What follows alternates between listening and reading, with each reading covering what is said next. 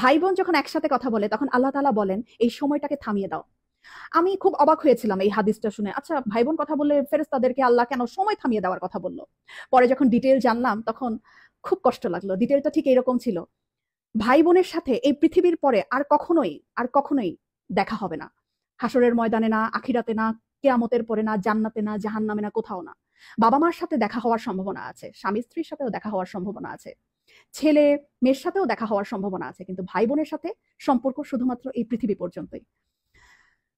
তখন এত খারাপ লাগলো ব্যাপারটা জেনে যে আমার যে বোন আছে অথবা আমার যে ভাই আছে তার সাথে আমার আর কখনোই দেখা হবে না এই পৃথিবীর পরে। মানে মরে যাওয়ার পরে তার সাথে আর আমার কখনোই কথা হবে না। এত ক্ষণস্থায়ী একটা সম্পর্ক আমাদের। যারা সম্পত্তি নিয়ে ঝামেলা করে ভাই বোনের সাথে কথা বলে না, যারা অনেক ঝগড়া বিবাদের কারণে ভাই বোনদের সাথে কথা বলা বন্ধ করে দেয়, তারা না করেন না এই ব্যাপারটা। সময়টা না খুব কম আমাদের, খুব কম।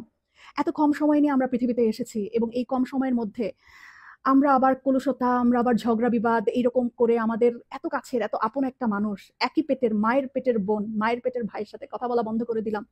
এই মানুষগুলোর সাথে তো আমাদের আর পৃথিবীর পরে দেখাও হবে না, কথাও হবে না। কি দরকার মনে এত কষ্ট রেখে? ভুলে যাই না সব, ভুলে যাই। অল্প একটু সময়ের ব্যবধান, তারপরে সব নাই, শেষ।